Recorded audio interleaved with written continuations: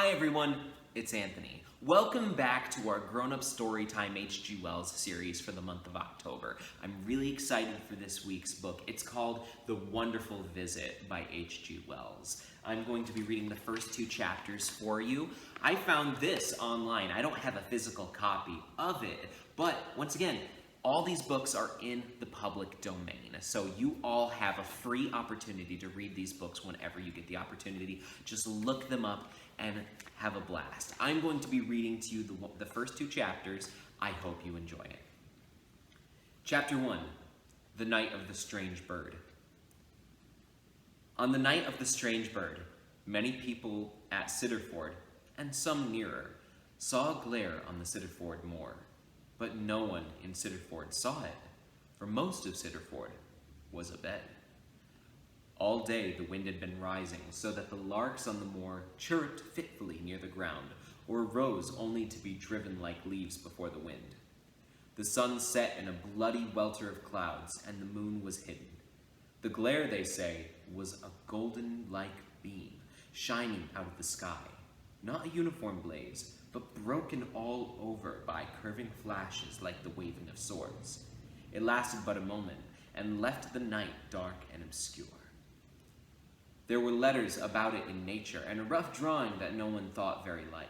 You may see it for yourself, the drawing that was unlike the glare, on page 42 of volume 260 of that publication.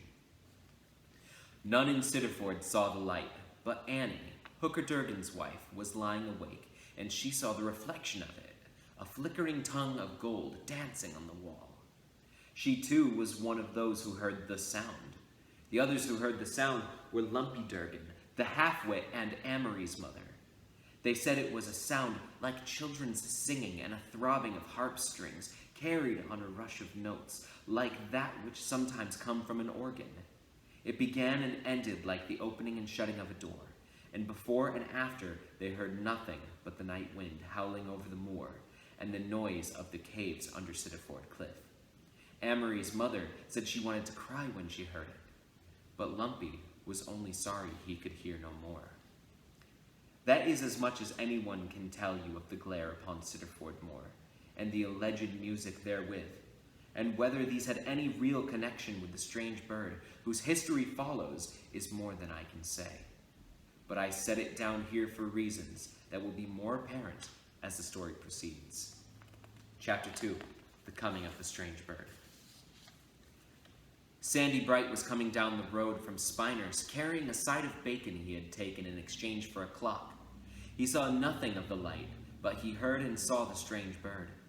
He suddenly heard a flapping and a voice like a woman wailing, and being a nervous man and all alone, he was alarmed forthwith, and turning, all a-tremble, saw something large and black against the dim darkness of the cedars up the hill.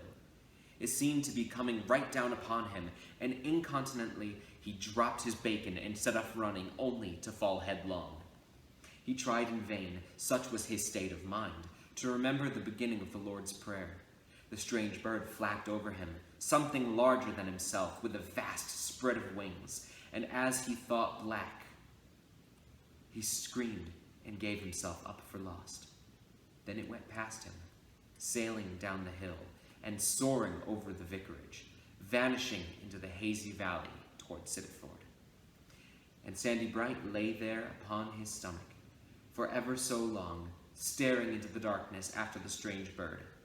At last he got upon his knees and began to thank heaven for his merciful deliverance, with his eyes downhill. He went on down into the village, talking aloud and confessing his sins as he went, lest the strange bird should come back. All who heard him thought him drunk. But from that night he was a changed man, and had done with drunkenness and defrauding the revenue by selling silver ornaments without a license. And the side of bacon lay upon the hillside until the tallyman from Port Burdock found it in the morning. The next who saw the strange bird was a solicitor's clerk at Ipping Hanger, who was climbing the hill before breakfast to see the sunrise. Save for a few dissolving wisps of cloud, the sky had been blown clear in the night. At first he thought it was an eagle he saw.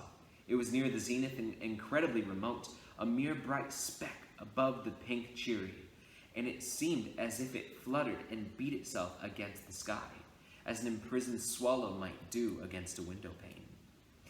Then down it came into the shadow of the earth, sweeping in a great curve towards Port Burdock and round over the hangar, and so vanished behind the woods of Siddermorton Park.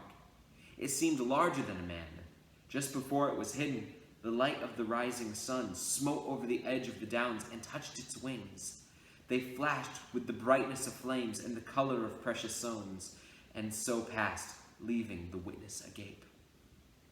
The ploughman, going to his work, along under the stone wall of Siddermorton Park, saw the strange bird flash over him for a moment and vanish along the hazy interstices of the beech trees.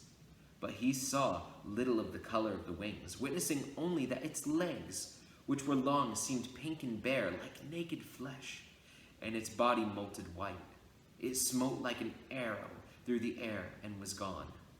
These were the first 3 eyewitnesses of the strange bird. Now, in these days, one does not cower before the devil and one's own sinfulness, or see strange, iridescent wings in the light of dawn and say nothing of it afterwards. The young solicitor's clerk told his mother and sisters at breakfast, and afterwards, on his way to the office at Port Burdock, spoke of it to the blacksmith of Hammer Pond, and spent the morning with his fellow clerks marveling instead of copying deeds.